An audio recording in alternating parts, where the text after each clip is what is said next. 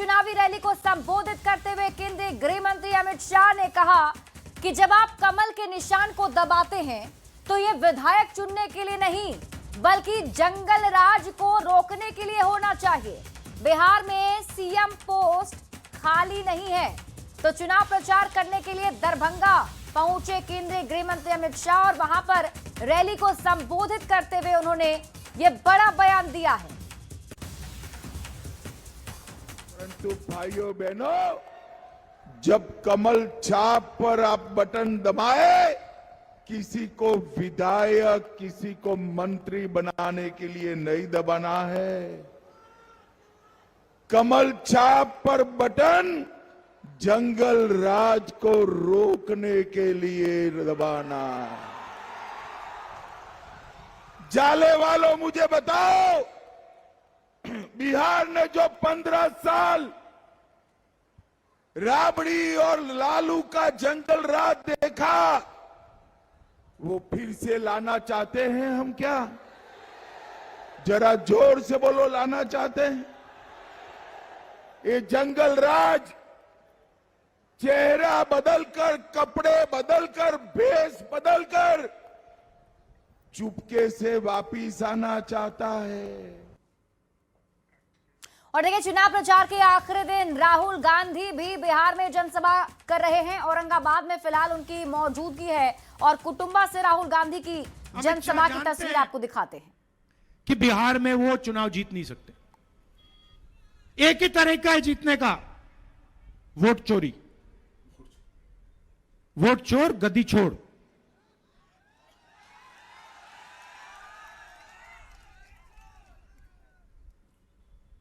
भाइयों और बहनों, इन्होंने महाराष्ट्र का चुनाव चोरी किया, इन्होंने हरियाणा का चुनाव चोरी किया, इन्होंने लोकसभा का चुनाव चोरी किया और अब ये बिहार का चुनाव चोरी करने में लगे हुए हैं। मगर बिहार की जनता होशियार है। बिहार की जनता से कोई चोरी नहीं कर सकता भैया। बिहार के जो युवा हैं वो जानते हैं कि वोट चोरी अंबेडकर जी के संविधान पर आक्रमण है। जानते हैं कि वोट चोरी का मतलब दलितों का अधिकार, अति पिछड़ों का अधिकार, पिछड़ों का अधिकार, ये सब खत्म हो जाएंगे। देश के लोग जानते हैं कि अगर संविधान नहीं बचा तो देश में सिर्फ नरेंद्र मोदी और अदानी और अंबानी बचेंगे और कोई नहीं बचेगा। आपकी जमीन चली जाएगी,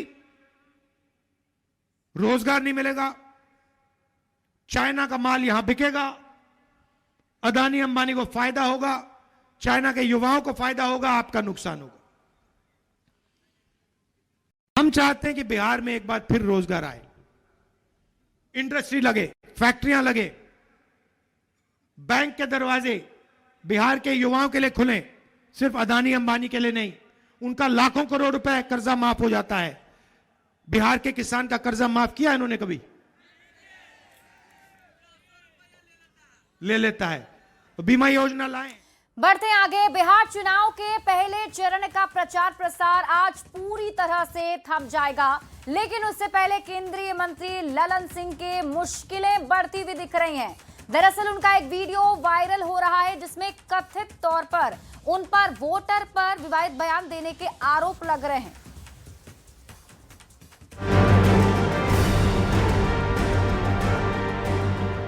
अनंत सिंह के जेल जाने के बाद केंद्रीय मंत्री ललन सिंह ने मोकामा में प्रचार प्रसार का जिम्मा संभाला, लेकिन पहले चरण के मतदान के आखिरी दिन चुनाव प्रचार के दौरान ललन सिंह के एक बयान ने उनकी मुश्किल बढ़ा दी है। सोशल मीडिया पर उनका एक बयान जमकर वायरल हो रहा है, जिनमें उन पर कथित तौर पर वोटर्स को लेकर विवादास्पद टिप्पणी करने का आरोप लग रहा है। एक नेता है तो चुनाव के दिन उनका घर से निकले मत ही हो, उनका घर में पैक कर दीजिए। आप बहुत अगर हाथ जोड़ते तो कहियो कि तू चला हमनी के साथ अपन वोट गिरावा और आके घर में। ललन सिंह के बयान को लेकर विपक्ष उनके साथ निर्वाचन आयोग पर हमलावर है। निर्वाचन आयोग को निरंकुश बताते हुए ललन सिंह पर आचार संहिता के उल्लंघन के आरोप में कार्रवाई की मांग कर रहा है। तो सीधा कहता हूं कि चुनाव आयोग आप हैं कहां? आप हैं भी या नहीं भी नहीं है। न सिर्फ एक केंद्रीय मंत्री ने कहा कि सब लोग अनंत बाबू बन जाएं, बल्कि ये भी कह रहे हैं कि किसी को घर से निकलने मत देना।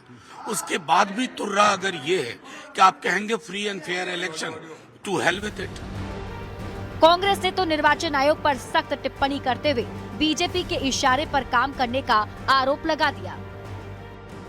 इस देश में अगर चुनाव आयोग होता तो इस बयान के बाद ललन सिंह जेल में होते। इससे यह साफ होता है कि अब चुनाव आयोग बचा ही नहीं है। हाँ, किसी दौर में चुनाव आयोग हुआ करता था जिसे बाद में भाजपा ने या मोदी जी ने अपना लठैत बना लिया। हालांकि बीजेपी ने विपक्ष पर ललन सिंह के बयान को तोड़ मरोड़ कर पेश करने का आरोप लगा दिया है। लोकतंत्र के इस महापर्व पर चुनाव आयोग पर अभद्र कमेंट उनकी मानसिक दशा को दर्शाती है। राजनीति में बदकही होती है, लेकिन शब्दों में शालीनता और भाषा में संयम आवश्यक माना जाता है। कौवा कान लेके उड़ा की तर्ज पर किसी के बयान को तोड़ मरोड़ प्रतिक्रिया शोभा नहीं देती। वहीं इस मामले को बढ़ता देख निर्वाचन आयोग कार्रवाई करने के मूड में नजर आ रहा है, जिसको लेकर महागठबंधन के नेता और हमलावर हो सकते हैं। पटना से न्यूज़ 18 के लिए शैलेंद्र के साथ अमित कुमार की रिपोर्ट। और चलिए आपको सीधे ले चलते हैं मोतिहारी, जहां केंद्रीय गृह मंत्री अमित शाह लोगों को संबोधित कर रहे हैं।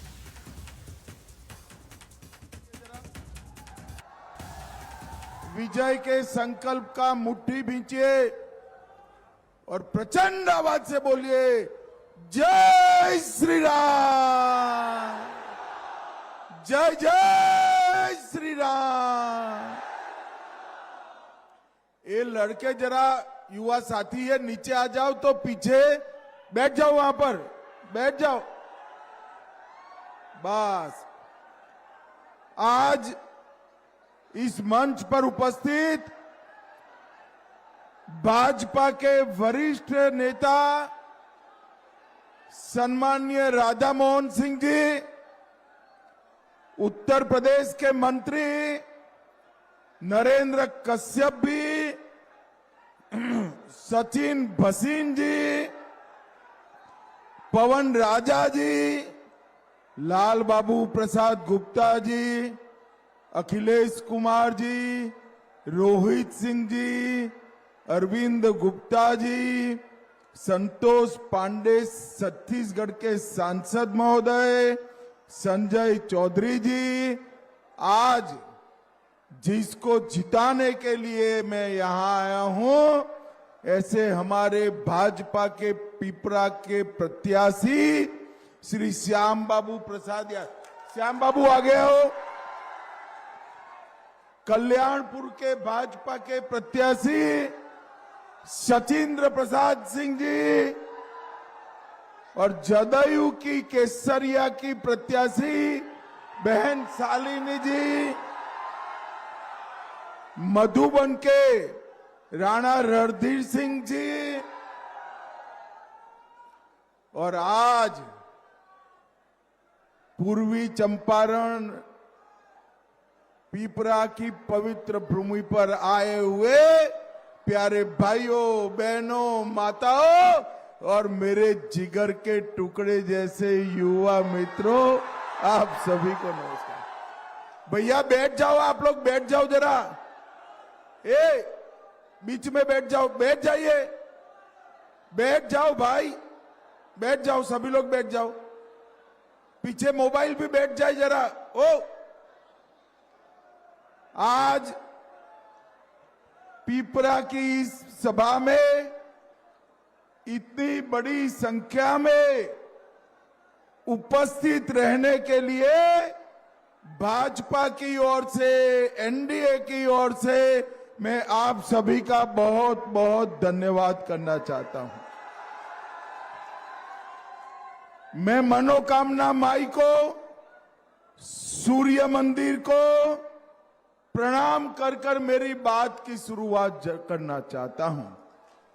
भाइयों बहनों, ये चंपारण की ऐतिहासिक भूमि, जहां महात्मा गांधी ने महान चंपारण सत्याग्रह की शुरुआत की महामना मालवीय, राजेंद्र बाबू, ये सब ने अंग्रेजों के खिलाफ इसी भूमि से ब्यूगल फूंका था। वो चंपारण की पवित्र भूमि को मैं बार बार प्रणाम करना चाहता हूं।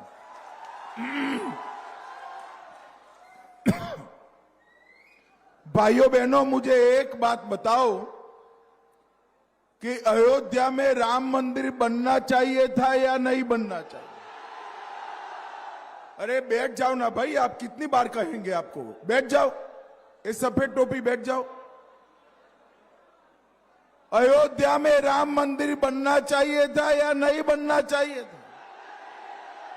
550 साल पहले बाबर ने अयोध्या में राम मंदिर को तोड़ा। पहले मुगलों ने, फिर अंग्रेजों ने, फिर कांग्रेसियों ने, फिर ये लालू प्रसाद यादव ने राम मंदिर को अटका कर, लटका कर, भटका कर रखा। आप लोगों ने मोदी जी को दूसरी बार प्रधानमंत्री बनाया। मोदी जी ने भूमि पूजन भी किया और शिलान्यास कर, प्राण प्रतिष्ठा कर कर जय श्री राम कर। अब मुझे बताओ भाई, अयोध्या में राम मंदिर बना, सीतामढ़ी में सीता माता का मंदिर बनना चाहिए या नहीं बनना चाहिए? अभी अभी नीतीश बाबू के साथ में गया था, वहां पर पुनौरा धाम में 850 करोड़ से भव्य सीता माता के मंदिर का भी शिलान्यास कर दिया है।